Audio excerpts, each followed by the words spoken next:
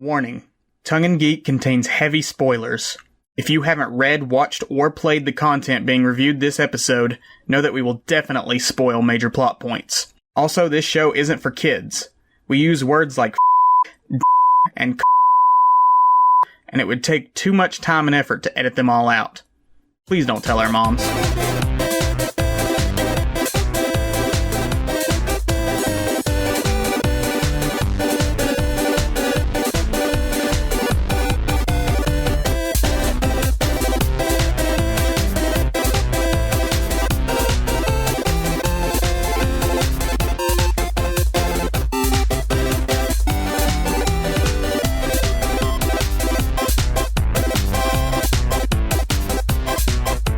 Hello, lovely listeners, and welcome to Tongue in Geek, where two more white guys on the internet share their unsolicited opinions on all things geeky. I'm Isaac. I'm Tyler.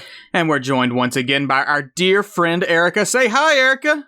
Hi, guys. Fantastic. Today we're reviewing Sonic the Hedgehog 2, the 2022 sequel to Paramount Pictures' Sonic the Hedgehog, directed by Jeff Fowler, written by Pat Casey, Josh Miller, and John Whittington, and starring Ben Schwartz, James Marsden, Tika Sumpter, Lee Majdoub, Jim Carrey, and new to the cast, Colleen O'Shaughnessy. I'm sure I mispronounced that, but that's Tales video... O'Shaughnessy. Tales video game actress since 2014, and Idris Elba as Knuckles. We covered a lot of the background for this movie in our last Sonic review, but I've got a couple points to bring up. Do you all have anything background-wise to share before we jump in? No, not a thing. I've got a few little ones. 2020, Sonic hits, big success. Everyone loved it. Around April, the sequel was sort of uncertain due to the fact that the pandemic was going on. Actors and directors and writers all expressed interest, but Paramount hadn't given, anything greenlit yet. The weirdest thing that happened, I think, was that Pat Casey said, not Jim Carrey himself, but Pat Casey, one of the writers, said that Carrey wanted to wear a fat suit to more closely resemble Eggman from the games, which, that would have been interesting. Thankfully, that didn't happen, but by May 2020, the sequel was already announced. We got the second movie. It was going to be inspired by Sonic 2, Sonic 3, Sonic and Knuckles, the remainder of the original 2D games. And they announced that Sonic 3 and a Knuckles spinoff are already in development. So, it was an immediate success, this franchise. Sonic 2 has already made $71 million domestic, which is more than on its opening weekend than the first Sonic movie. The first Sonic movie made $58 million domestic on its opening weekend. This one's going to be an even bigger success than the first one. That's really all the background I got. Let's just jump into the movie, huh? Yeah, there's really no reason to preamble. Nah. There's really no reason to preamble. Should we do some synopsis, or do you all have a point you want to jump in right out the gate? I mean, there's really no point in doing a synopsis because it's basically just your average MacGuffin quest. Magic thing, bad guy wants magic thing for bad reasons. Good guys must stop bad guy from getting magic thing. Let's do a quick little throw together. So opens up. Robotnik's on the mushroom planet that he was abandoned at the beginning of the end of the first movie. He throws together a contraption, and he's met by Knuckles and a group of human-looking characters that we don't really get any details on and never see again after this opening segment. Knuckles seems interested in Sonic's quill. He asks Robotnik where he got that, and Robotnik agrees to tell him in return for, passage back to Earth. Meanwhile, on Earth, Sonic's trying to be a superhero. He's kind of doing terribly at it in a really bad attempt to stop a bank robbery, and he's told by Tom Wachowski that you need to, wait for your moment, your time will come to be a hero and all that. And his time does come while Tom and Maddie are away from the house for their, for Maddie's sister's wedding, Sonic and his dog is attacked by Robotnik and Knuckles. So that's the opening part. There's a few different segments in there that we could dive into. I think we should just open the pot up with a bang and just go with reactions. I fucking loved it! It was everything I wanted! It's everything I wanted in a Sonic movie. I'm so glad. It's so good. I love it. Yes, and Sonic fans seem to be mostly over the moon for it. I enjoyed it too, but something was happening to me in the theater while we were watching this. I don't know what it was. In the last pod, we reviewed the first movie. I really liked the first movie. Mm-hmm. I was hyped for this one. And I just went into this just hoping to watch a good Sonic sequel. And I got a very good Sonic sequel. But like something about this movie broke me. And it took me a while to figure out why. Because like I said, the story itself is, your basic MacGuffin quest that you've seen in a million other things like this. Mm-hmm. And the character arcs are things you've seen before, of course. And I'm not saying that to knock it. That's just what it is. This movie is just fucking weird. Yeah. It's so like it makes the first movie seem really, really quaint in comparison. And the first movie has its share of, weirdness to it too, mostly because of Jim Carrey. I kind of like disassociated a few times watching this movie, and I don't know why. I didn't know why, at least. On the way back from the theater, I was talking with Erika, and I'm like, God, that movie was fucking weird. And she's like, yeah, it was kind of weird, but I don't know why you're having such a strong reaction to it. And I'm like, I don't know why either. And I think I figured it out. In our last pod, when we went over our background with the franchise, I said, I have some hazy nostalgia for those original Sega games, and that's really it. My current interaction and knowledge of the franchise is all based around cringe memes and inside jokes between us. So every point of reference I have for Sonic is the goofy, weird, cringe shit. So seeing that translated on screen sincerely, it was so weird to me. I'm like, that's Knuckles and that's Tails, and they're in a blockbuster movie in 2022, and they're having dance battles, and and Jim Carrey's even more unhinged than ever. And is this a thing? Is it happening? And I'm still kind of wrapping my head around it. So it was like the cringe and the absurdity blending together with sincerity and heart that like started messing with your head, right? Yes, because baby, that's Sonic. Baby, that's Sonic. Welcome to the fandom, my brother. That's what Sonic's like. And it's just kind of blowing my mind that this is a huge successful franchise now. Mm-hmm. When like it like feels like in my bones that if a successful Sonic franchise was going to happen, it should have happened 25 years ago. I feel like we should have saw this movie in 1995 together, but it's 2022. So I'm just like, the fact that a video game / comic / whatever the hell else Sonic is franchise with such a presence online as having like a really cringy side of the fan base, really a lot of bad games, and just being like a center of meme culture. The fact that franchise is what's legitimizing video game adaptations in the film. Yeah, I never would have guessed that Sonic would be it in my life. Sonic the Hedgehog, arguably the most controversial video game series in existence, is leading the charge of good video game film adaptations, and it's buck wild, and I fucking love it. It's not Mario. It's not Final Fantasy or Metroid or Resident Evil, even though a lot of those movies were hits. They weren't the games. Mm-hmm. It's Sonic. I'm just like, all right, like I'm here for the ride. I'm all about it. Erika, what's your initial thoughts? So here's what I was psyched about going in. You know how there's a blue one? Yeah. There is also, in fact, a red one. Yeah. And a yellow one. Yes. So all the primary colors. Yep. Kindergarten all over. That was about all the knowledge I had going in, and that was enough to make me stoked to see it. And did it live up to your primary color? It did. It did. I didn't expect to I wasn't like sure, because it's like, I'm a big fan of like, don't have a sequel unless you need to have a sequel, which obviously with the Sonic fandom and the amount of things that Sonic does, they need a sequel. Yeah. But I'm always hesitant to like change the dynamic. Like when we start throwing people in, like Isaac knows how I've been like, oh man, really hope the Wachowskis don't just have a kid. Don't just have a baby. Yeah. Don't just throw somebody else here into the mix. yeah, I wasn't really sure like what I would think. I had a good idea that I was gonna like Tails, aka Trolls.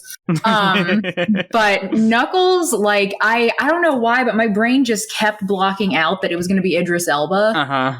And so just even though I knew it like on a factual level, the emotional like impact of it being Idris Elba, just oof. I wasn't prepared. I was excited, but I wasn't prepared to like it as much as I did. Yeah, I want to gush about Knuckles here. Let's just go ahead. Yes, let's gush because Knuckles has always been my favorite, just because he's the cool red guy. Knuckles, I like cool red guys. Yeah, Knuckles is amazing here. He is the highlight of the film. I would argue funnier than Carrie in this one. Like, if Carrie carried the first film, Knuckles carries the second one. He is just... Yeah.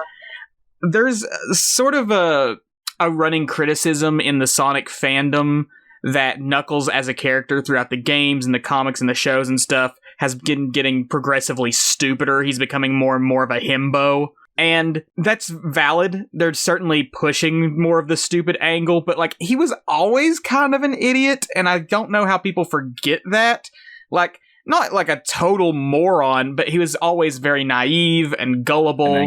Like, he was totally focused on only being like a guardian of the Master Emerald and being like a warrior and stuff like that. And anything that fell outside of that, he was completely oblivious about.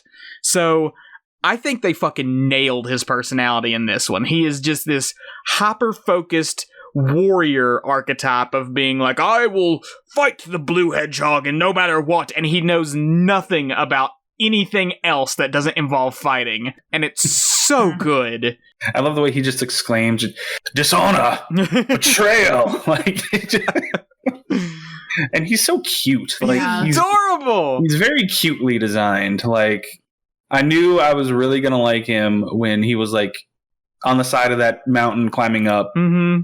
And Robotnik's drones were there, and he was like trying to give Robotnik the business, and he's like, I will destroy your measly weapons over the stairs. And he just starts walking up them. Yeah. He's got a constant scowl on his face, but it's more like a grumpy one than an intimidating one. It's perfect. I wish I could just quote all of Knuckles' great quotes, but I haven't memorized them because I've only seen the movie once so far. So I would just butcher them. But him reading text messages verbatim, just consistently reading the ellipsis as dot. Yeah. Sonic is typing. Yeah. I think that something that I like about Knuckles, you know, that being voiced by Idris Elba, I think Idris Elba's voice, like just his tone, the way he delivers his lines, like it being him specifically, I feel like it really helps Knuckles, because I feel like there's a line between like it being really funny and ludicrous and like it trying too hard. Yeah. And it doesn't do that. Like, I'm just saying, like, if you think about how Knuckles, like if Knuckles was voiced by somebody else and they had more of like that Angry Birds style humor where it's like, ha, you're supposed to see the joke. Isn't it so funny? You know what I'm saying? Yeah. Like, but with Knuckles, the voice acting, you're not like, you're not reminded like, yeah, I'm watching a movie and like, he doesn't know what ice cream is. Like, his kids like ice cream. Like, you're not just constantly being like rolling your eyes and being like, ugh. He's the exact opposite of Carrie as Robotnik. Mm-hmm. Carrie as Robotnik is as over the top as he can get, even more unhinged in this one than in the first one. He's like gone off the bench. He's a fucking Looney Tune. And Knuckles is so straight-laced, he's absurd. Like, he is the perfect straight man to the point of it being absolutely ridiculous. Yeah, and that was one of the points where I kind of disassociated, because I'm like... toward the end where they're in that temple, which I'm sure is a reference or a level to the game that I didn't understand. It's more of a reference to Raiders of the Lost Ark, I think.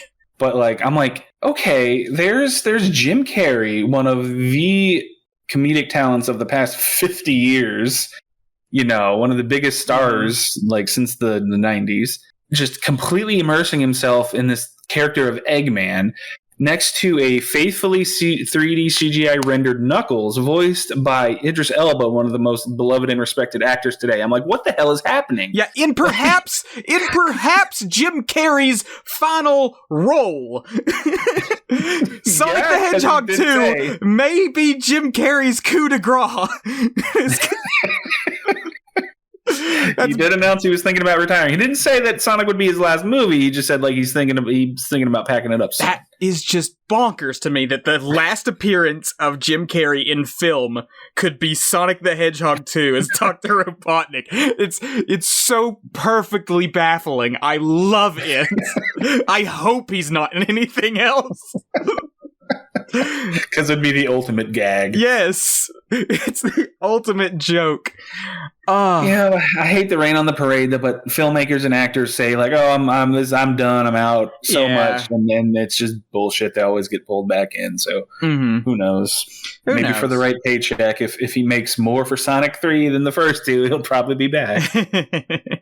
Anything else about Robotnik and Knuckles? I like their dynamic. What's great about Carrie is that everybody plays well off of interacting with the CGI characters in the movie. So I don't want to knock anybody and say that they're not convincing.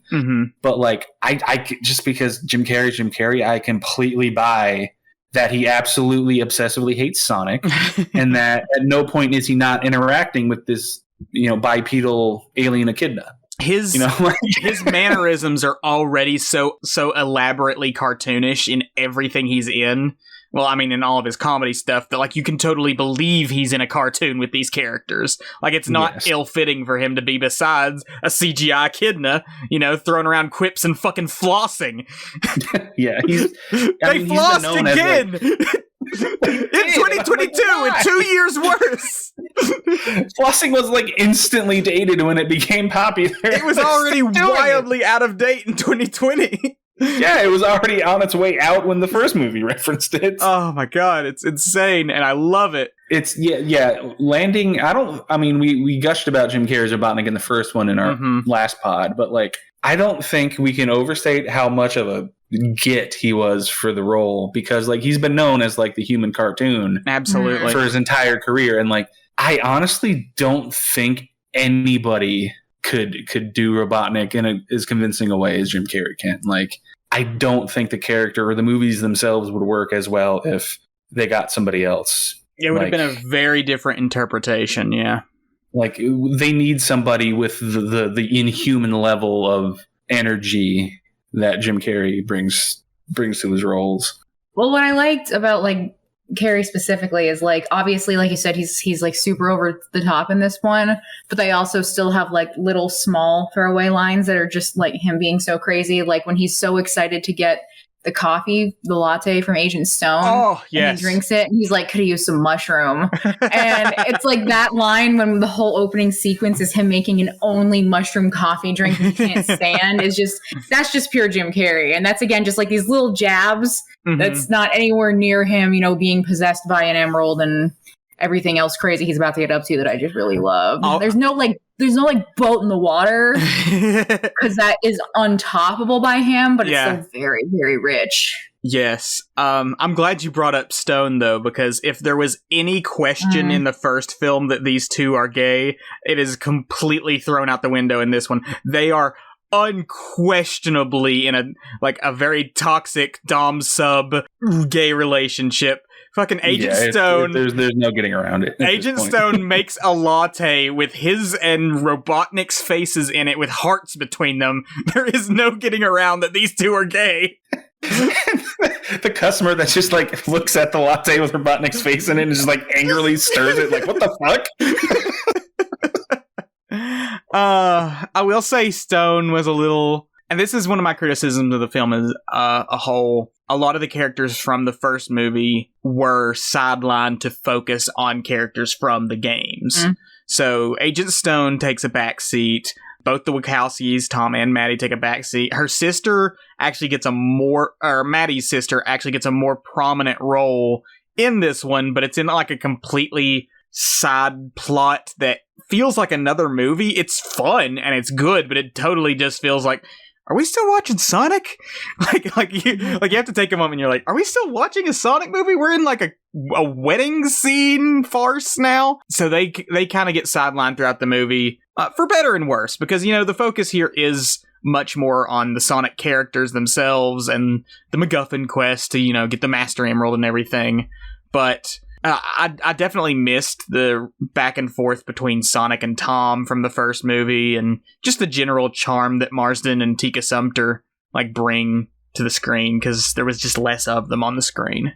You're about the only one who has that opinion, because everybody else is although they mostly like the human characters, thank God that they were pushed to the side so they could give all the game characters. No. Don't get me wrong. I'm very happy that this movie is more focused on the games. It's what I wanted from the first movie, and I'm glad that it's focused on here. But now that we have them, I was kind of sad to see them pushed aside. I think it does a good job of utilizing them well, even though they have less screen time. I really like how Maddie and her sister just kind of get a moment of their own. Yeah, it was my favorite. Yeah. Getting involved in the action and, being badasses. That was fun. Yeah. If only Godzilla 2014 could have taken a note from this. only you could tie it into something completely unrelated. Oh, boy. When I get the all monster cut of that movie. There is an all monster cut. Just take all the human parts out, and there's 8 minutes of monsters. Yeah, the majority of the movie. Godzilla. I would have paid a ticket and watched the shit out of, paid for a ticket and watched the shit out of an 8-minute all monsters. The humans, oh God, they drag. Bloody Disgusting hasn't published my MonsterVerse retrospective yet, so. Oh, really? Yeah, so that's still coming. Yes, that's a plug, baby. Yeah, I'm plugging. Yeah, this podcast that two of you listen to, I write for legitimate media websites. Two people listen to this podcast, and they're both on this podcast. No, we have a fan and a half outside of this podcast. We've got 3 or 4. Yeah. We don't know if they're constant listeners, but it's enough. It's good enough. Tails. Let's talk about Tails. So Tails is the only one voiced by their video game VA, and I got mixed feelings about it. I'm very, very happy to see the video game actress actually getting a role in a big time movie, and they do good. They do Tails justice. It sounds like Tails because they are Tails, but it's almost jarring, the performance of Tails against Ben Schwartz's Sonic and Idris Elba's Knuckles. Tails feels very much like a genuine, what I would see if I were watching a Sonic cartoon or playing the games. It feels right for Tails, but I'm not sure if it feels right for this franchise. And I don't know if that speaks ill of Ben Schwartz's Sonic and Idris Elba's Knuckles, or if that speaks ill of, adapting video game voice actors to film. Because there's a difference in the performance, and I don't know how to put it into words. It's just... Yeah. It's a little less over the top and enthusiastic as the others, and a little more down to earth and genuine. And it never there's not a Tails line that has any punch to it. Yeah, it's kind of a double-edged sword. And I hate that it's a double-edged sword, because anytime there's a reboot of something like this or an adaptation, all the fans ever say is, how come they couldn't just cast the people who did it before? And they finally did it. They finally paid respect to the voice cast from the games, but it kind of has this weird disconnect when you actually watch it. I guess it's because her voice performance it's more overtly cartoony than Idris Elba and Ben Schwartz. It's like you said, it's what you would expect to hear in a video game or a cartoon. It's that overly put on, gee golly, I'm an animated character. Yeah, that real saturine sort of feeling. Yeah. Yeah. At the same time, though, it's not. It's like Isaac said. It's not like he can start doing it differently. Yeah. He's locked in. That's Tails. That's what Tails sounds like.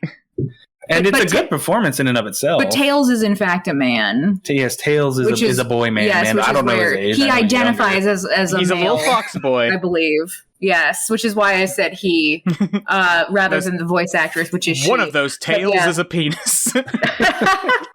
Oh, that puts the fireplace scene into a different. Imagine the criticism if he'd done it any different. If she playing he had been done any differently, right? Yeah, they were stuck. And it's not like movie breaking or anything. There is just a little bit of a disconnect. Mm-hmm. It's a good between performance. The three. It's Tails. Yeah. It's the Tails I know and the Tails I recognize. But it's different. It's a different performance than the other like CGI animal characters here, and you can feel that difference.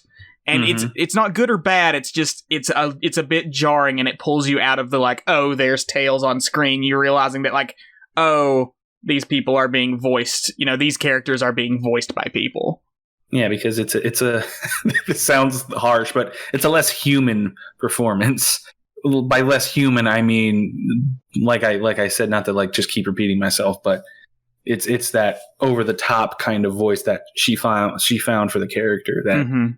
With Ben Schwartz and Idris Elba, like there's more, what's the word, human nuance to their performance, whereas Tails feels completely alien. You know. Now that being said, Tails is cute as fuck. Tails is adorable. Adorable. Yeah. The design is perfect.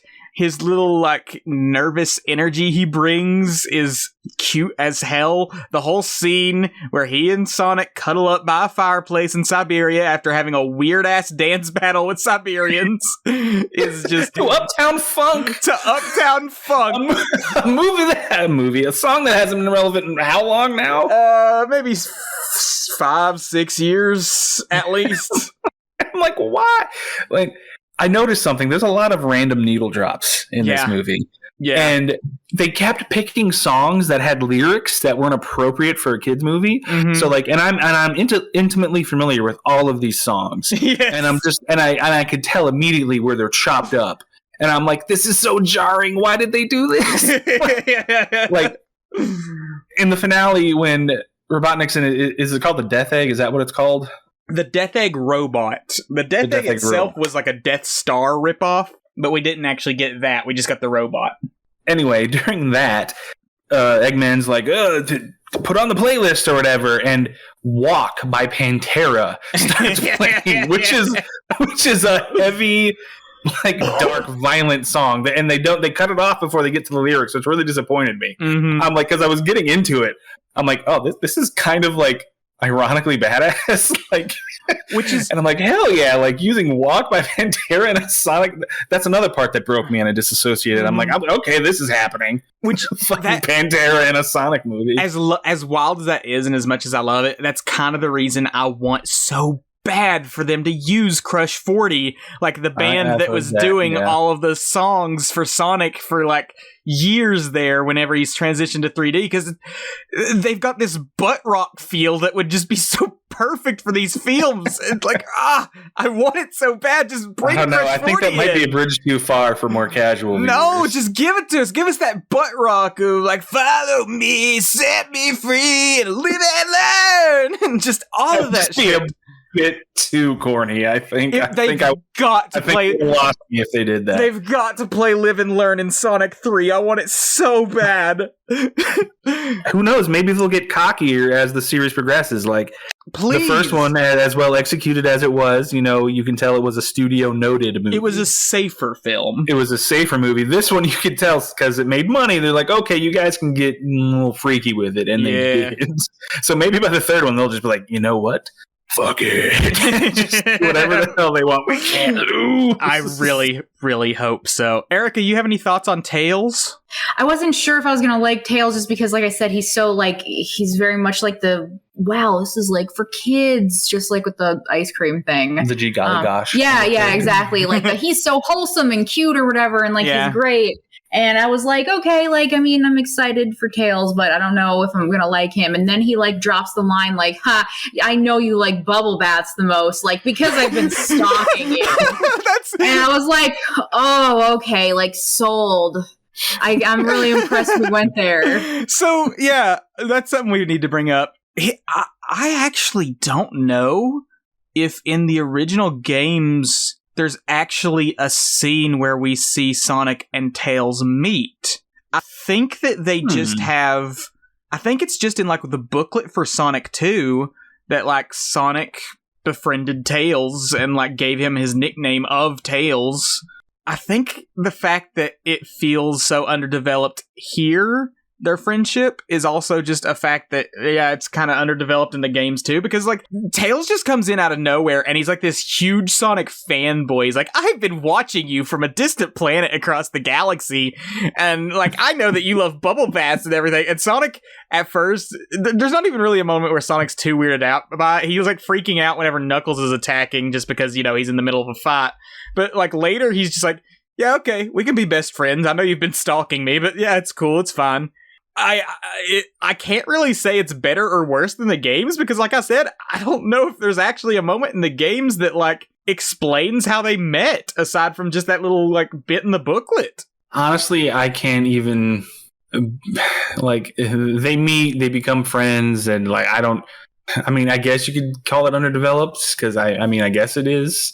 But I mean, I don't care. It's cute. It's fun. Let's just keep moving. I just like you with this movie. You either roll with it or you don't. Like, yeah. And it was pretty well established early in the first movie that Sonic is desperate for any friendship connections he can make. So of course, the first like other animal alien thing that he comes across that shows any interest in being his friend, he's going to be like, yeah, we're best bros now. There is one thing I'm a little confused / disappointed in, though. Okay. Maybe I missed some of the exposition, which there's actually not as much heavy exposition as I would have expected. There's parts. There's much reference made by Tails and Knuckles about like how Sonic was this kind of known figure. How, when he was he was a child when he left wherever the hell he came from. Yeah. We're forgetting the most famous child, Harry Potter. That's true. Hello. Stop tying it into things that don't make sense. I think like the fact that he was like so young makes it even like more of a myth that they would talk about. Yeah. Tyler, don't get mad at Erika for making random pop culture references. This movie makes a bunch of random pop culture references. She's just like, being true to it. Yeah, you're saying that like people aren't going to be like, oh man, and Sonic, that little child escaped, and that's cooler than him as a grown adult escaping. Harry Potter defeated Voldemort when he was a baby. No, like that's way cooler. I'm not one to like nitpick that kind of stuff, but like it just seems like we should have had more exposition, like as to like how this conflict in that world worked before, like before this point in time. What happened is we get exposition about like the echidnas and the owls, so Longclaw, and it's very weird because in the first movie, the little bits that we get off Earth seems to imply that like that initial scene where like Sonic and Longclaw are attacked by the echidnas, it's like they're after Sonic and Sonic's power. But in this movie, it's not about Sonic at all with the backstory. It's like the fact that Sonic's super fast and has this weird power is almost inconsequential. It's never explained why Sonic's super fast, and it doesn't really need to be. But like it just changes it to, oh no, they were after Longclaw in the first place. You know, they were after Longclaw because the echidnas and the owls have this long rivalry over the Master Emerald and blah, blah, blah, blah, blah. There's no explanation as to where Sonic fits into this whole lore. He was just sort of randomly adopted by Longclaw. Yeah, and the movie goes about it like he was this known figure, this known person. Yeah. And like it almost seems like they cut corners with storytelling just so they could adhere as much to like the game fan service as they could, which I mean that's what fans want. They want the fan service. They want a movie to resemble the game, damn it. But like it kind of seems like they just kind of like they'll get it, you know. They don't need the backstory because they just want it to feel like, oh yeah, this is how it was in the games and now it's in the movie, so it's cool. Which to an extent that's correct. Like it But it would have been nice to be like, why? Yeah, like, and then people dump on movies like using exposition, but like I think that's kind of a bad faith critique because exposition is not a bad word. Exposition just means information in a story. You know, like there's good ways to do it and there's bad ways to do it, but like I do think the movie could have benefited with just a bit more exposition. I think this film has more flaws than the first from a storytelling perspective. Yeah. I just think that it takes bigger risks and they pay off better. Like, I like this movie better than the first one because, like, even though the first one is a more competent story, it's too safe. Whereas this one is, like, off the rails. We're going Sonic, baby, and it feels right.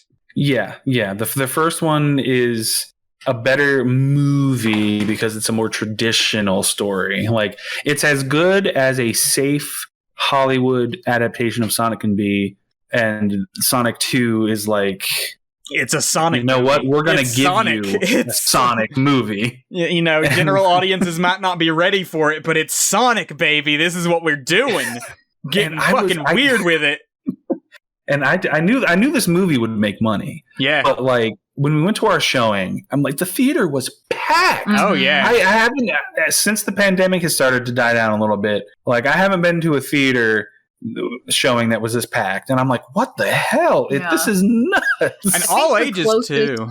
Oh, definitely. Little kids, grown adults, and they all seemed into it. Sorry, I interrupted you, Erika. Oh, no, that's okay. I was just going to say, I think the closest, like, to a packed theater that Tyler and I had seen was, like, Quiet Place 2, because that got so delayed by the pandemic, and in some ways it coming out again was like it's like, yes, you can finally go to the theater. You can finally see Quiet Place 2. So that was pretty packed. But yeah, like, Sonic, absolutely so many kids, but also so many adults. And it was just like I was thinking to myself, I'm like, man, it's been a while since I've been in a building with like this sheer amount of people. And like, I've been to like bars and clubs and stuff again. And it's just like, no, but the sheer amount of people in this one Sonic theater, I feel like is more of that. Yeah. It's been a while since I've been in a fire hazard before. Exactly. Yep. Well, allow me to get more erudite. Yeah, if you will, of course. Wax philosophic about Sonic the Hedgehog 2, please. Something that impressed me about this movie is that it's, from a filmmaking perspective, from a technical perspective, it's far more impressive than the first one. Oh yeah. The animation on the characters, of course, is better, but the cinematography is also better. The first movie kind of just looks like an Amazon commercial. You know, it's very clean. There's not a lot of contrast. It's very kind of just bright and flat. Yeah. It's not ugly, but it's just kind of generic there. Yeah. This one, it still kind of has that, you know, modern blockbuster kind of look to it, but there's more use of like shadow and color, and texture and darkness. Funny you mentioned shadow. I'm foreshadowing with my use of the word shadow.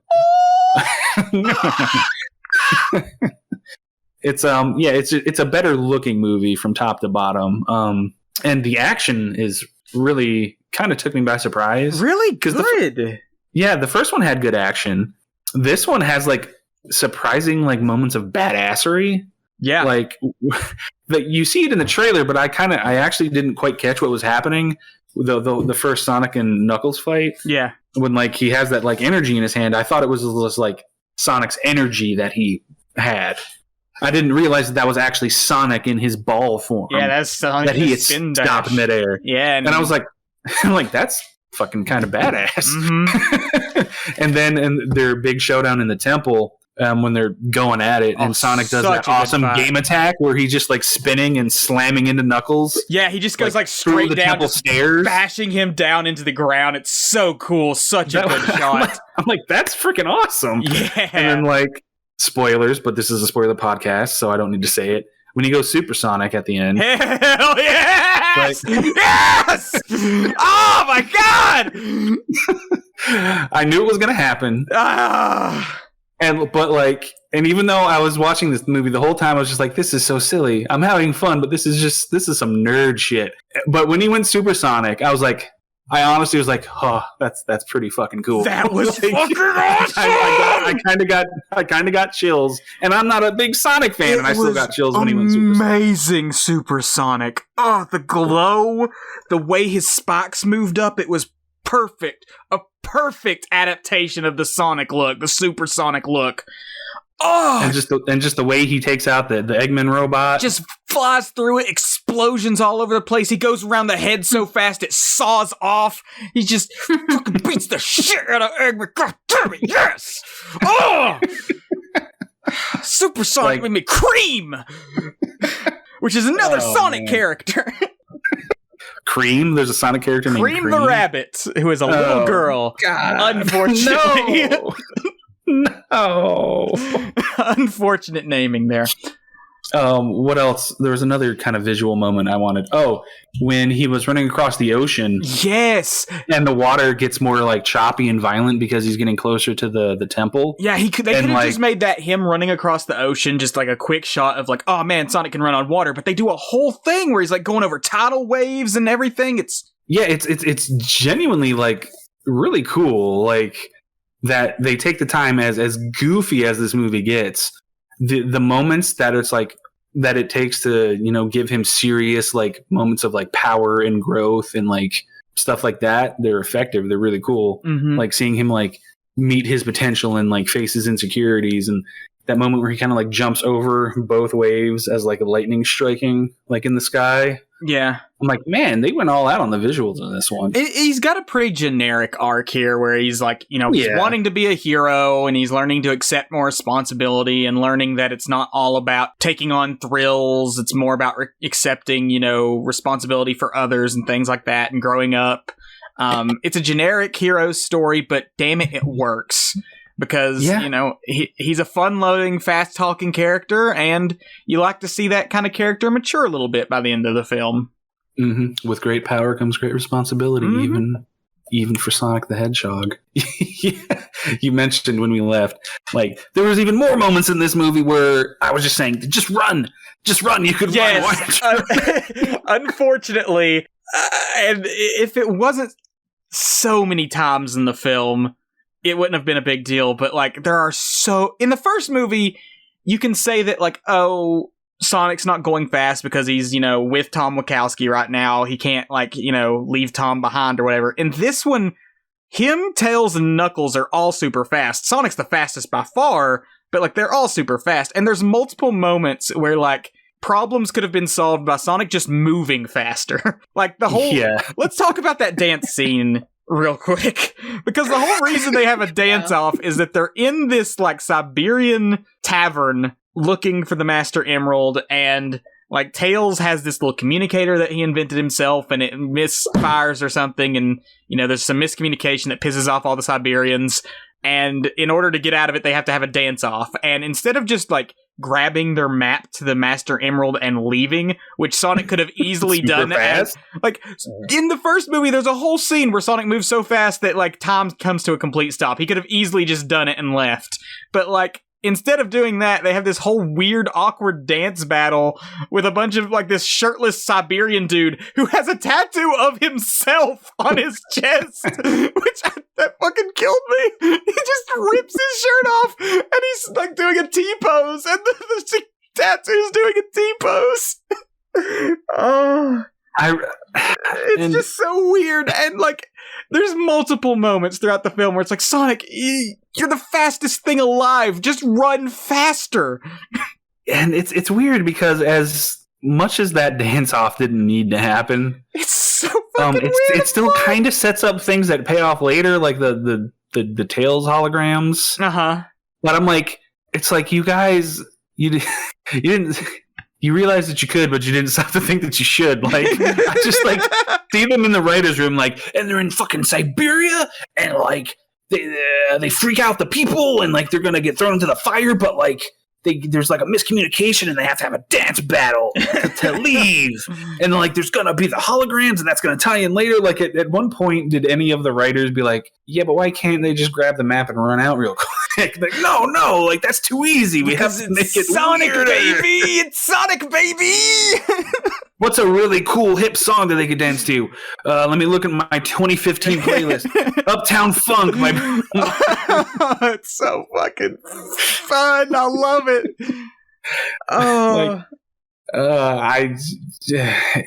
It's an overused joke to be like, these creators were on drugs when they made this, but like, I can't imagine that there was sobriety in the pre-production of this movie. Like, no way in hell. Any cool action moments from you, Erika? I really felt like, this isn't really a cool action moment, but I was really waiting for like Gangster's Paradise to come on. Yes, like call back to the first trailer. like everybody, like you guys were both saying, like there's a lot of needle drops, and I was just like, okay, so I'm full, like it's coming. I feel like it will. And when you went Supersonic, that's when Gangsta's Paradise drops. Right? Like, I know, like, I was kind of, part of me was thinking, like, it's gonna happen at the end. Like, it's like, you can't have this, because like you said, why the song choices for a lot of this? But any of the song choices. I did really like the action scene of, like, I didn't really realize it until talking with Isaac afterwards, but like the chase scene in the beginning with the initial one with Sonic and Knuckles, when Sonic is home alone, he's driving through the house with a lawnmower. Yes. And then later when Robotnik catches up with them, because obviously Robotnik can't go fast, he's riding a lawnmower. And it was only afterwards, like, talking with Isaac, that I'm like, oh yeah, that's the lawnmower. Like, there were just a lot of little things that made that first scene like so good. And then, like Tyler was saying, when he didn't realize that was Sonic in ball form, neither did I.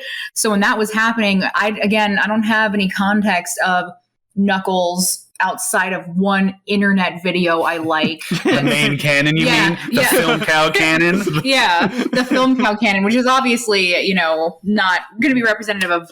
That's not representative of Knuckles. Yeah, that's Knack, an original character. Exactly, they're two separate entities, but. Like, I had no idea how strong Knuckles was. So to just see, and I'm just like, ooh, no, like, I'm embarrassed for Sonic. Like, this is the best he can do. And he thinks he's great. And like, look, you're just a puny little ball. Like, oh no. So everything about like that first scene, like, I love it so much. And I was very stressed with the house blown open that the dog, Ozzy, I think, was going to leave. So I appreciate in the end them showing us that Ozzy is in fact fine. He's still around. Yeah, he's still chilling. He was okay. I assume that Donut Lord's like assistant cop Wade. Yeah, I assume Wade found him and took care of him, so it was all good. So yeah, it was all about that first scene for me. It was so good. I'm glad you brought up the house scene where Sonic's having a party, because like this is such a, on top of being very funny and having some really great action, this movie's just so damn cute too.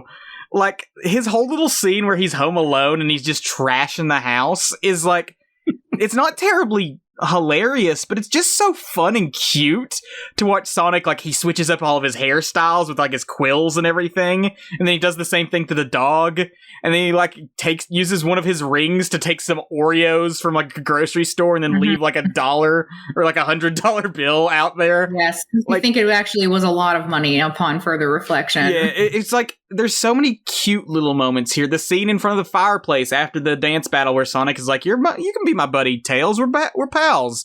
And like they just cuddle up next to the fireplace, and Tails puts his tails over Sonic. It's just, God, there's so many cute little moments where it's just like, oh, these little animal critters are getting along well. It's adorable. Yeah, it's like the first one. It's cute and heartfelt without being like too, like, ugh. It has its, cheesy family movie kind of quotes that you've heard 1,000 times, like, family is the thing that matters most, that kind of stuff. The click message. Yeah. Yeah. But it's still got the heart, which really helps with the insanity, especially for me. Like, because I needed something to latch on to. It's a grounding point, yeah. I like my heart generally kind of just went, oh, when Knuckles realizes that Eggman was betraying him.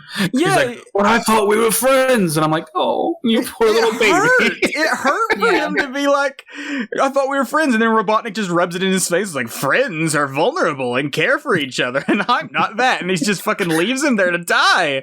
Mm-hmm. And I was like, oh, man, poor little guy. Because Idris Elba delivers that line so sincerely. Yes, it hurts. It's like, Knuckles, no. And then he has a very cute moment with Sonic after they save each other's lives. Like, they have like a little sand fight on the beach. Like, Sonic throws some sand at him and Knuckles just dumps a huge giant fucking yeah.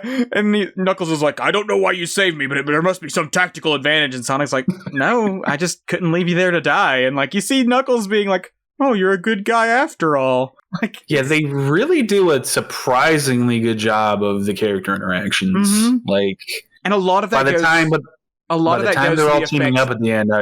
God damn it. Sorry. I just wanted to say real quick, a lot of that is thanks to the effects team, because like there's so much emotion in the expressions of these CGI characters. It really is. There really is. And there are moments, you kind of hinted on it earlier, when it like feels like a different movie, especially at the wedding when there's no CGI characters on screen. Yeah. There are kind of moments when, because their designs are so incongruous with reality, that it's kind of jarring, but because the animation is so much better this time around. And it wasn't terrible in the first movie, but you can tell that it was a bit of a rush job because of the redesign. Right. The heart put into the performances by the actors and the animation like really helps get you over that kind of like, this bright blue thing with these people like doesn't look like it belongs here at all. Like it does a good enough job of masking over that obvious kind of like, this shouldn't exist where this is existing at the same time. Yeah. What was I going to say before? Oh, about how well they all work together, Sonic, Knuckles, and Tails. I was kind of worried that like, because the movie like just goes so fast and it has so many tangents, that like the inevitable teaming up would feel kind of perfunctory, but it really doesn't. Like they kind of like get it out of the way fast for the finale, but like it works enough, and the character building had been good enough up to that point where like by the time they all start to cooperate, you're like, yeah, like the Sonic team, let's go. Like, and it helps that they actually like refer back to earlier interactions. Like there's a point where Tails is like, you're not still mad that I hit you with that car, are you, Knuckles? And Knuckles is like, yeah, I was completely uninjured, and you'll never expect when I get my revenge. It's like you can tell that he's still being sort of gruff and standoffish, even though they're working together now. Like it's not an immediate like, oh, we're best pals. It's like, yeah, he's still kind of a standoffish jerk, but, you know, he's learning to open up to you guys. And I kind of love how wholesome to a fault the frickin' Wachowskis are. Yes. Like, they're, like, inhumanly decent people. They're so good. And, like, a cynic could be like, oh, these it's too corny, it's too one-dimensional, it's too... But, like, no, fuck that. Like, this is a Sonic the Hedgehog movie. Like, let's have ridiculously wholesome characters, please. And just how they're like, I guess we'll adopt all of these otherworldly animal things. All these alien vermin, we're just going to take them into our home. But isn't she a vet? She is so a it vet. tracks, so it really tracks. Yeah. She's a vet, he's a cop. The one good cop in the world. which is funny because Sonic is a cab in this movie. The first joke that made me like, oh yeah, okay, I'm gonna like this one. I don't know if it was meant to be kind of like an anti-cop joke, but it definitely felt like one when he's trying to stop the heist, and it was the hostage. He was like, the hostage. Like, why didn't you call the cops? And Sonic says, because that's not what heroes do. I don't know if that was just like supposed to be showing how like irresponsible Sonic was, and it was unintentionally hit hard. I think that's what it was. Or if that was like a little. Came off. I don't know, man. Fucking Robotnik at the end of the movie makes a fucking Trump reference. He says there were good people on both sides. Oh, God, yeah. Oh, jeez. He's like, you did some things, I did some things. There's good people on both sides. Like, I honestly, like, when he said that, I was like, oh, Jesus. Like, I kind of blocked it out. Yeah. He quotes Trump. Man, this movie is goddamn wild. Now do you understand why it broke me? Yes. Tyler, this is Sonic. This is the Sonic experience. I'm so glad you're getting it. I'm slowly getting there. When we got home, I was like, because I love Knuckles so much, I'm like, I'll read a Knuckles comic. And then like oh no, you read one of the Ken Penders Knuckles comics? I opened one up, and then of course I see, because you told us about Ken Penders, is written by Ken Penders. Oh shit. Boy. And then like I'm like, okay, like try to get into it, try to read it. I read that first issue, and I'm like, this I do not know what is going on. Yeah. I don't know anything. This is This is a tangent. But Archie Comics, especially the Ken Penders era, has lots of things to criticize, but one of the most frustrating is the fact that it's so impossible to pick up for newcomers. Like, it's so lore dense. It's like everything that's happening, you have to understand everything that happened before. There is no just jumping into the franchise. I'm like, damn it, I just want to casually enjoy this fucking franchise, and I can't crack open a comic book without being lost because I don't understand the Sonic look. Read the IDW comic. It's a great jumping in point for new fans. I'm sorry. I know, but like, usually when there's a spin-off title from a comic, you don't need all of that fucking baggage of the mythology. We will get to the sins of Ken Penders in our IDW review.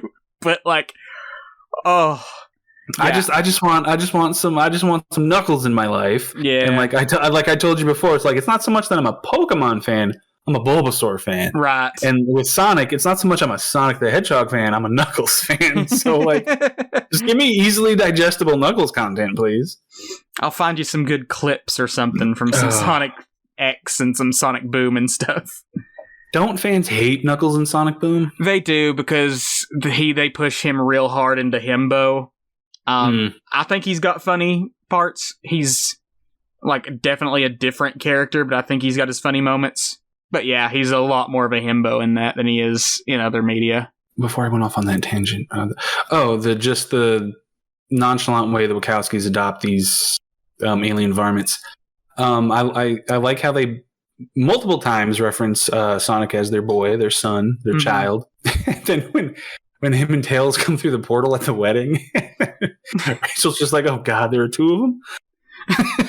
Let's talk about the wedding scene, because we haven't touched on it, and like it's a sort of side piece to the controversial scene of the film. Yeah, I want to give it its fair due. It's fun. It's funny. It's fun. I like everything that happens there. It just is a very jarring transition to something else.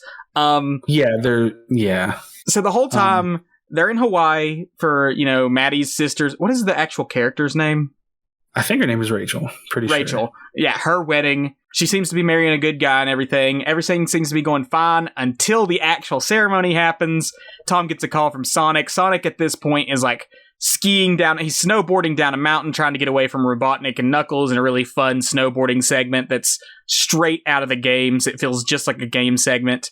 Sonic calls him. He's like, "I need you to get a ring and get me out of here." And Tom is looking for the ring and he realizes, oh shit, I accidentally switched it with the wedding ring. It's on fucking, in the ceremony right now. So he has to interrupt the wedding.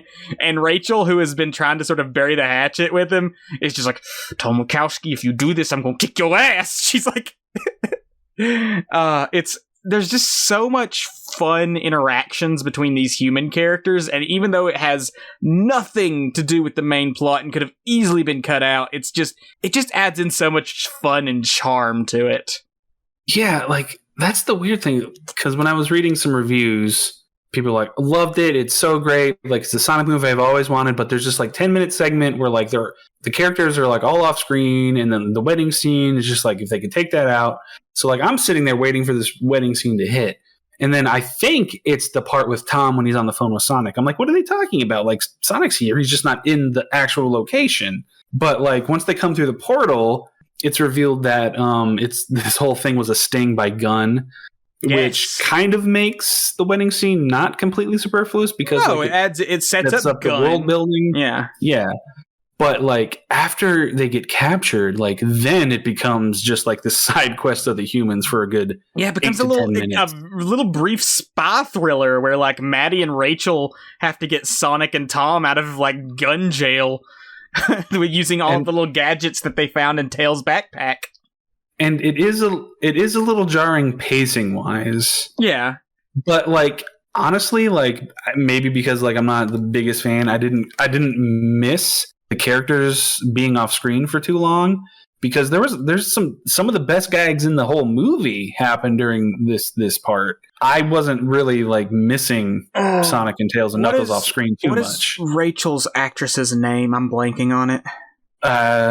Usually when we do these, I have an IMDb pulled up, but I didn't do it now. Let me look that up real quick, because she is a fucking she kind of steals the show. She's a delight. Hilarious. And I kind of have a low-key crush on Mrs. Wachowski. You should. Chica Sumter's amazing. She's a looker. Just how we established how Tom Wachowski's a looker, and then in the last review, we didn't establish that his wife is a looker. Natasha Rothwell is Rachel. Yes, props to Natasha Rothwell. Like, props for the filmmakers for like giving these smaller characters who they probably might have known the hardcore fans don't care about or want to see, but props to them for giving them like more stuff to do. She's got so many good lines. Like when she finds out that the whole wedding's fake and everyone's a gun agent, she's like, "You're a gun agent? My husband, my groom is a gun agent? Is the woman who waxed my a gun agent?" And then she looks at her daughter and she's like, "Is JoJo a gun agent?" Yeah. And also the way that like the priest opened his like Bible and it's a gun. There's a gun in there. That was a great that was extremely good. Yeah. Like this is a genuinely good comedy. Like it's very funny. When she's like crazy and like driving the golf cart and like Heart's Barracuda is playing and like she pulls the e-brake and like steps out of it. She steps out of it while it goes and explodes. It's such a good shot. It's so funny. And like, do golf carts have e-brakes? I guess they must, but like she pulls like an e-brake that would like that looks like it's in a fucking truck. And it's just so going dun, dun, dun, dun, dun, dun, dun. And I'm just like this is like the dozenth time in this movie that I'm like, this is absurd. It is absurd. And I'm loving every minute of it. It's amazing. I was very about the wedding scene because for lots of reasons. It takes place in Hawaii. Having just visited there, I was like, yes, give it to me. Give it back to my eyeballs. I want to look at it. Let me peek into your world. And I was about that. I was about James Marsden wearing skimpier clothes. Mm-hmm. I was about shorty shorts. I mean, and she was having his wife has the sun hat. Like, everything was great. Power couple. I like seeing people in fancy dresses. We had off the shoulder dresses. It was great. So, I mean, that in of itself was good, but like, and I really enjoyed like, oh, okay. So like, you know, she's got a fiance. Let's see where this goes. One of my favorite parts of the movie was probably when his cell phone was going off during a ceremony. And like, that's really fun. But then Sonic's like, I need you to throw the ring. And he does. And it's the wrong ring. And like the realization he's going to have to go up there and be like, I need to take this ring from you right now. Like, it was one of those things where I'm just like, I will like, I'm so ready to see what happens, but I half like want to look away because, oh my God, definitely this is so bad, but I'm so here for it. Yeah, exactly. Yeah. You're just like, oh Jesus, like something is going to be good. And so just the absolute delight of him just trying to go up there politely and then it escalating into him punching out the groom just was so fun. So like, I mean, I agree when the portal opens and we have like literal cartoon characters coming through, it's kind of like a weird visual shift for the eyes, but it wasn't bad. I was so glad it was there. I actively enjoyed so much like every time that we were watching everything happen there, especially when things came to a head. It was great. And let me say, this scene with Maddie and Rachel saving the day there, I need more female characters doing cool shit in these movies, because unfortunately they haven't added any of the female Sonic cast yet. Oh, yeah. I like... That's, yeah. Because I forgot that there's a whole complete cast of female characters. There's lots of female Sonic characters. I want Amy Rose. I kind of want Rouge the Bat just to see how fucking wild we can get with this franchise. Who's that like naked cowboy boot wearing thing I've seen pictures of? You talking about Bunny Rabbit? It's a rabbit looking one? No, I think she's in one of the cartoons. What is she, like a chipmunk? She's got a big head. Sally Acorn. Yeah, you'll never see Sally Acorn, unfortunately. That was part of the whole Archie Comics purge. It's sad because she's beloved in the fandom. A whole other topic. But yeah, there's many female Sonic characters that I want to see in these films. And I get it. We can't add all of the Sonic characters immediately. I'm glad that we were focused on the big three, Sonic, Knuckles, Tails. Like, the big three were here. But, like, it's time, because Maddie was sort of shoved to the side in the first movie for, you know, Sonic and Tom's road trip buddy adventure that they did. And it's like, okay, yeah, I get it. We're focused on these two. But now, like, we get a brief moment with Maddie and Rachel, and I'm glad we got it here, because it's just like, these movies are kind of a sausage fest. It's weird. It's weird to say that about a Sonic film, but it's just like, it's all Sonic dudes. And Knuckles have sausages, though. Like, it's just all dudes, and it's like, get us some female characters in here. Give me, please, Sonic 3, give me Amy Rose at least. She will be probably will. Such a fun addition that I just want added in. I bet my bottom dollar that she will be introduced in the third one. Because for one, it's an easy point of conflict because fails. Fails. Because Tails is a Sonic fanboy and so is Amy. Yeah. Because the only thing I know about her is that she has like a unrequited one-way, big one-sided Sonic love thing for Sonic. So If you've seen that coming, I mean, she's pink and he's blue. Yeah. God, my eyes are going to hurt watching the third one with all of these bright CGI rendered just colors. slapping into each other. Yes. Amy also fights with a hammer, which would be really cool to see. She's got like this big oversized like Harley Quinn style hammer that I think would be a lot of fun for action. Margot Robbie should voice her. She should call Sonic Mr. S. Mr. the Hedgehog. What did I want to? How utterly charmed and heartwarmed I was at that little epilogue baseball game. Oh, it was so such sweet. A cute fucking scene. It was such a perfect little ending for them. Just how Knuckles just did not understand baseball, and just how like I wish I could remember what he was saying because it's so funny. He's holding the bat like in the middle, and he's looking at it, and he's like, "If I end my journey where I began, then why am I running at all?" Yeah. It's like, what is the point of hitting the enemy ball or something like that? Why am I angry at it? Yeah. And then he gets a home run, and he's like, he jumps into like the bed of Tom's truck, and he's like, my victory chariot. And then they tell him that there's ice cream comes with sprinkles, and like he yells across the field like, Sonic, they've told me they have sprinkles.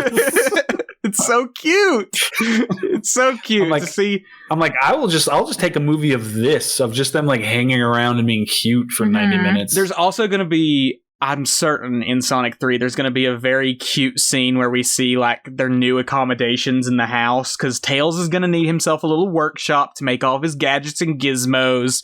Knuckles is probably going to want some kind of training ground or something on the property. There's going to be a fun little house scene where we get to see all of them just living their domestic life. Yeah, I'm here for it. It's so cute. I'm here for it. This movie is a lot of good things. It's cute, it's charming, it's funny, it's fun, it's cool.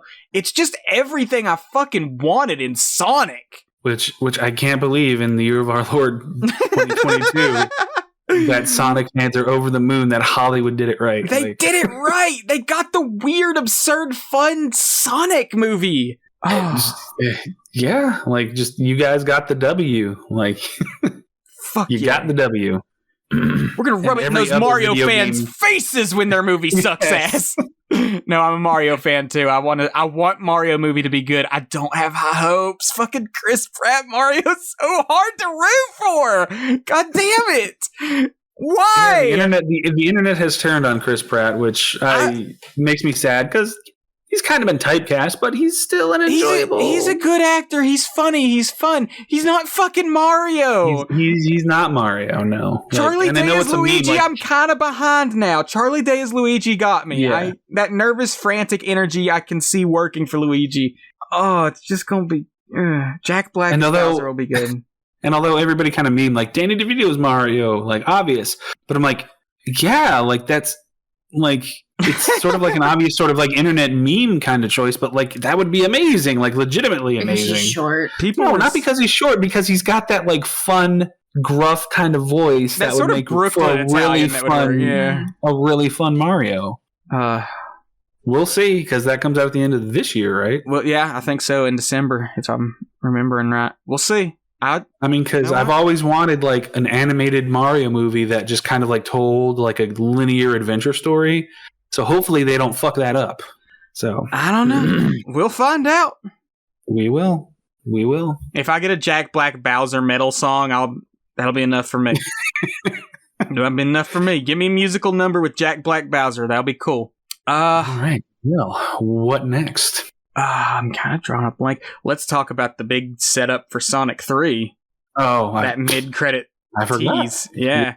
So we find out while they're searching through the rubble of Robotnik's destroyed robot, which, by the way, they pretty much say that Sonic killed Robotnik. Yeah. If Jim Carrey doesn't come back for 3, I think that Stone will replace him as the big human villain. But like, yeah, Sonic may have straight up killed Robotnik while he was Super Sonic.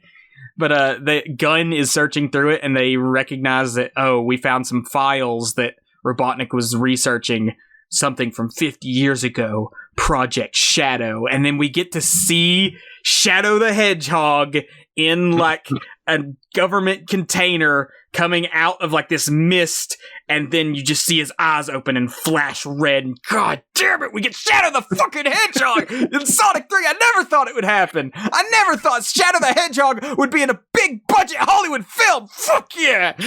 Are you kidding me? Oh. And my disassociation at this point was complete.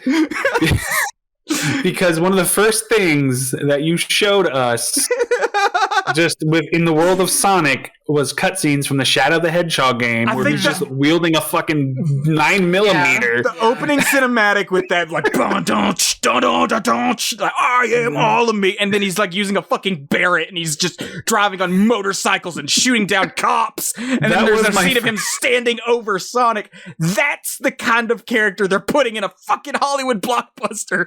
That was my first exposure as an adult to what the world of Sonic was like in the modern day. And the fact that character, what I saw in that cutscene, is going to be in the third. I'm just like, my God, they're just going for it. They're just going for it. And they're not looking back. I can't believe that Shadow the Hedgehog is going to be in a big budget Hollywood block. My heart is so full. It's everything I could have ever wanted as a fan of this franchise. Like, I don't hear like comic book fans this excited about, like, oh my God, Thanos is going to be the villain in the Avengers. Tyler, I haven't been this excited for a franchise since the first Avengers dropped. I know, and it's hilarious. It's amazing. like you're as excited, and like I've seen Sonic fans on the internet this is like if they like made Gremlins 3 for me. I know, and like it was everything I've wanted. Like this is how like ecstatic people are for this. I know.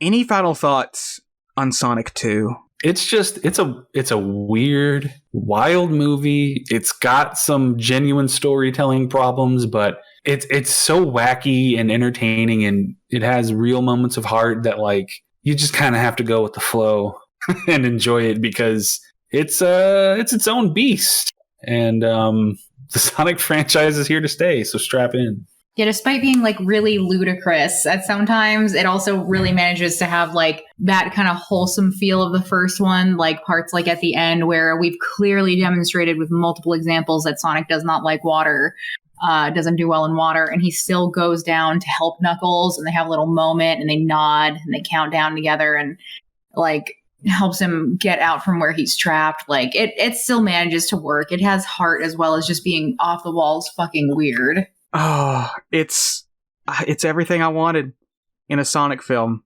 It takes that perfect blend of sincere, genuine emotion with the absolute bonkers absurdity that's all throughout the Sonic franchise, from the games to the comics to the cartoons. It's just that mishmash of we're taking this so seriously and so silly at the same time, and my God, it somehow works. It's everything I wanted to see in a Sonic movie. Like, narrative problems be damned. This is my perfect Sonic film, and I can only pray that Sonic 3 lives up to a hype. Yeah, I mean, they haven't have they announced the release date yet? Or I don't think so. They've announced that Sonic 3's in the works, as well as the Knuckles spin-off series, which who knows what they're doing with that. They may do like a precursor to this to show what he was doing before he, met up with Sonic. They may do like I kind of want a domestic slice of life thing where it's just Knuckles trying to figure out life on Earth. I think that would be hilarious. That's what I would want, but it'll probably be a prequel. Probably. It'll probably be a prequel, knowing how modern franchises work with that kind of stuff. Right, but yeah, I don't know when, but Sonic 3 is the shining light in the future that I'm striving towards. I gotta live to see Sonic 3.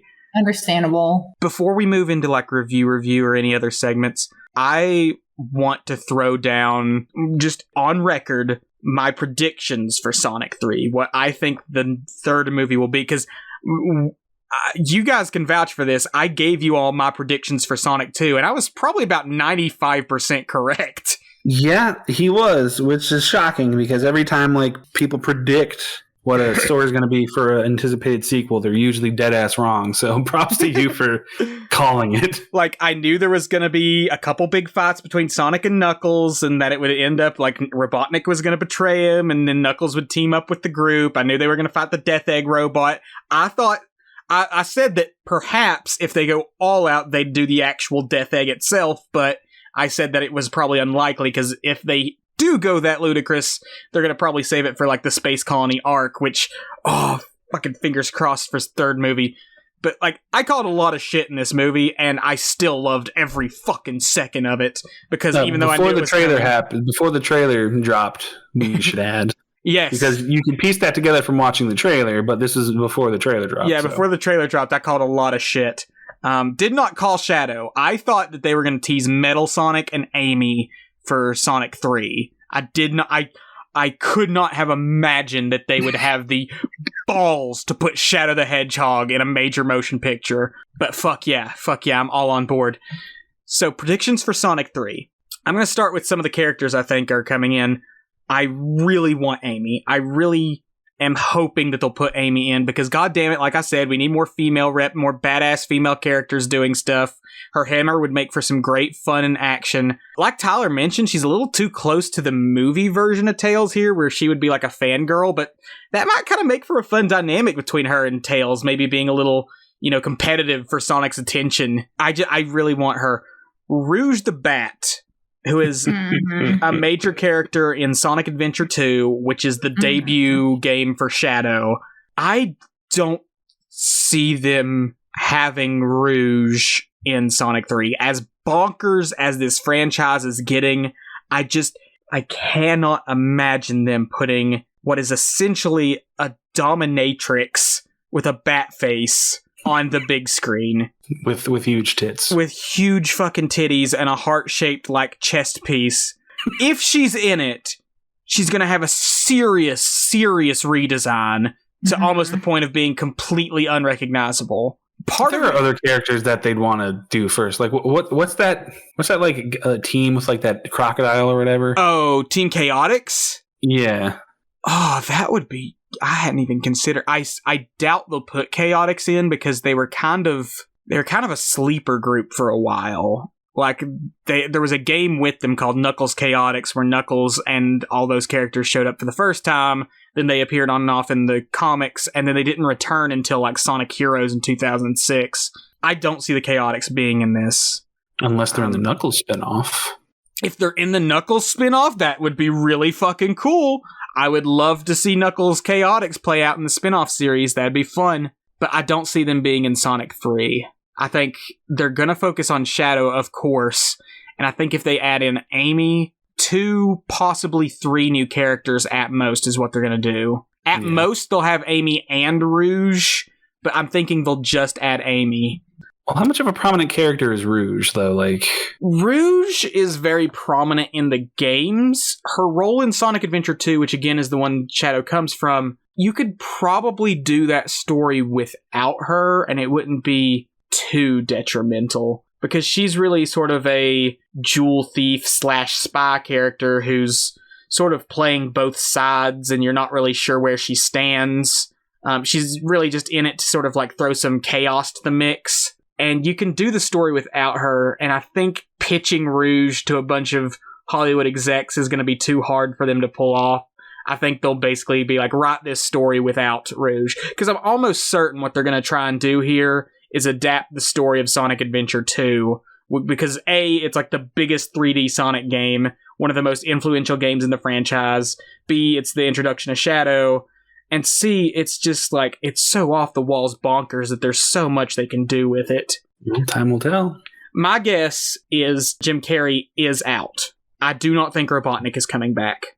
I think Stone is going to take over as the major human villain here. I think he's going to unleash Shadow to get revenge on Sonic. Shadow will agree in return for the Chaos Emeralds. I think Shadow's going to want to destroy at least the organization Gun, maybe the Earth as a whole, and that will be for reasons connected to the games, which is Maria's death. I'm spoiling a lot of stuff for Sonic Adventure 2 if anybody hasn't played it yet. You guys haven't played it yet, we'll play it. Yay.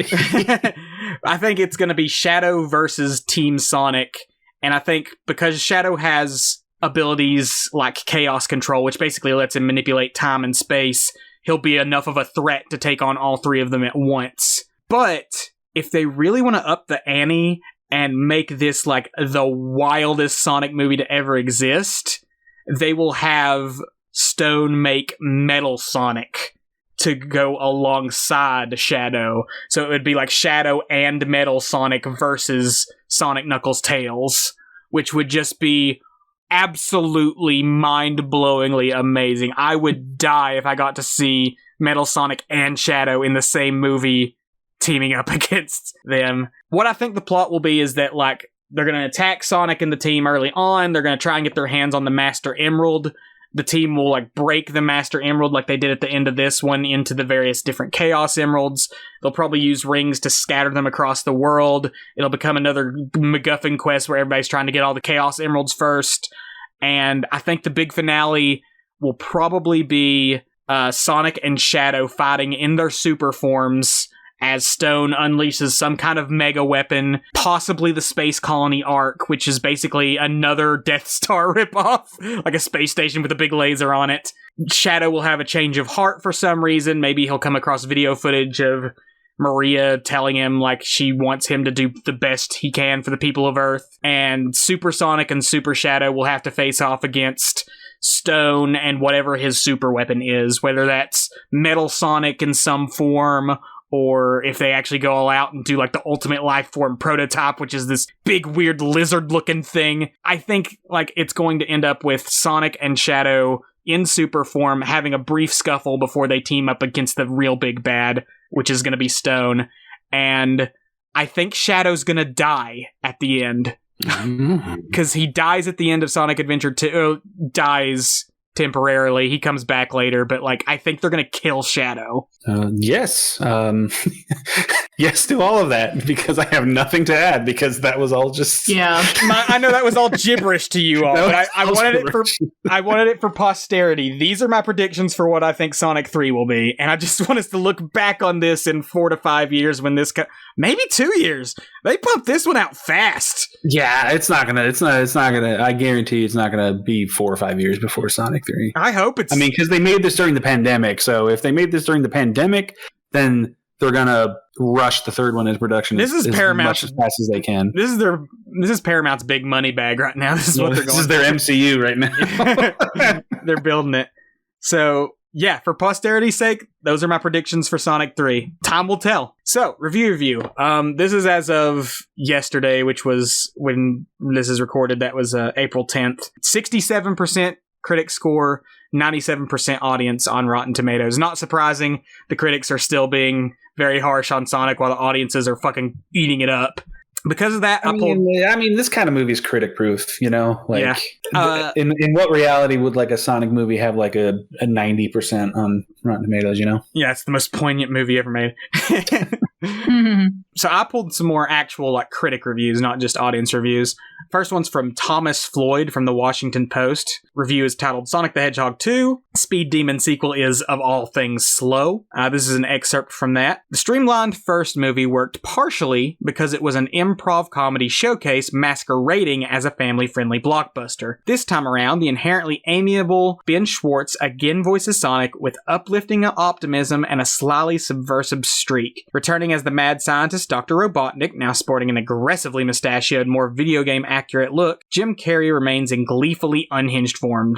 Yet their charms are less potent when tangled up by the overwrought plot, courtesy of screenwriters Pat Casey, John Miller, and John Whittington. A lore-heavy, globe-trotting adventure complete with a baffling Siberian dance battle ensues, but you just need to know its standard issue, stop the bad guys before they destroy the world stuff. So basically, Thomas Floyd here is saying the fun stuff from the first movie is weighed down by the overcomplicated plot here. It's kind of hard to really take issue because, like, I could totally see where he's coming from, but except I wouldn't call this movie overcomplicated. If anything, it's too simple. The only thing that bogs it down are kind of like the crazy asides it takes, like the dance battle and the long wedding excursion. But like I just said, like some movies are critic proof. Like some things are like too niche to have sort of mass appeal for like the professionals, you know, like these movies are the only types of movies that are going to work for the fans and the fans only. Like, and there's nothing wrong with that.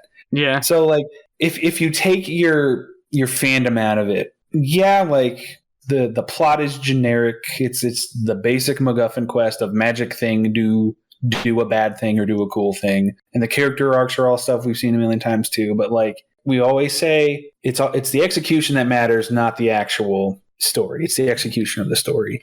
The crazy sonicness of it all, plus the genuinely good comedy of it all, makes it work. Erika, you have any thoughts? I had a couple reviews. Oh, sweet. I don't know what it was in that, but for some reason, I just remembered we really didn't even talk about the like robot at the end that like Robotnik builds. It's fucking awesome. It's game accurate, bunch of weird, crazy like rockets and missiles and stuff that it has. Fun as hell. Yeah, cool robot. I like cool big robots. Cool big robot. Thomas Floyd. It's a Sonic movie. I'm sorry. I'm sorry that it's like not what you were expecting or wanting, but yeah, it's chaotic mess, and that's kind of the point. Erika, give us one of yours. So we were talking about Letterboxd, like the three of us as a group, and so I was looking at some of the 5-star reviews that are like one line of Sonic the Hedgehog to share. So I had like 7 of them that I really liked. Okay. Because they're all one line. One of them was insert picture of Sonic the Hedgehog slapping Morbius in the face. Which I liked. Oh, the movie. I'm like, Morbius. Like, what are you talking about, Morbius? The movie. Suck it, Morbius. And these are all 5 stars. Favorite part was when Sonic performed Uptown Funk and that guy dropped dead. Idris Elba said crotch 3 times. Groin. Cause of death. Groin. Yes. Yep. Cause of death, Uptown Funk. The Earth is my turf, G, an actual line Eggman says to Knuckles in this film. The full quote, because I found it on YouTube, is Earth is my turf, G. If you don't know how to floss, you'll be lost without me. And he's fucking flossing. Yeah. So bad. So bad. Fucking sad. I love it. Oh. Someone else said, Robert Pattinson, please voice Shadow the Hedgehog. I'm fucking begging you. I'm fucking begging you. Please voice him. I'll do anything for you to voice the silly, edgy hedgehog in your British accent, please. My God, I didn't even consider the voice casting. Mm-hmm. Oh, yes! Robert Pattinson is Shadow. Coming off of his edgy Batman. Oh, God, yes! Why the fuck not? And then my last one was someone said, when Agent Stone said, I never stopped steaming your Austrian goat milk, I shed a single tear and whispered, cinema.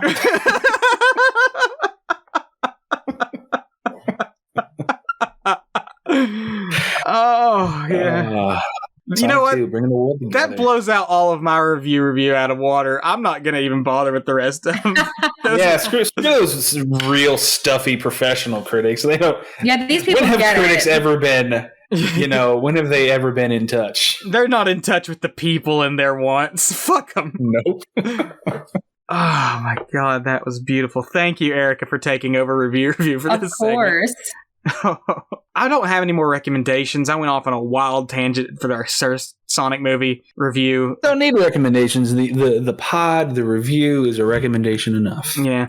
Let's rate the damn thing and be done with it. What do you guys give Sonic to? I give Sonic the Hedgehog Part 2 4 fish out of water knuckles out of 5. Erika? Ooh, that's a tough question. I guess I give it 4. No, 5. We decided 5 fingers is how many they have, because Isaac and I had a whole debate of, oh God, does he actually have 4 fingers and not 5 fingers? I brought the question up. Yeah, 5 gloved fingers, way up. I'm going to say 7 out of 7 Chaos Emeralds. Perfect Sonic film. Yeah. All right. Exactly what I wanted. Oh, man, I think that's going to do it for us. If you've enjoyed this episode, drop a like or a comment and share us with your friends. We've got an Instagram and a Twitter you can follow for updates. It's at Tongue in Geek for both. That's Tongue in Geek, all one word. I can't believe we got that handle, by the way. That's crazy that nobody else has thought of Tongue in Geek. I didn't think our name was that creative.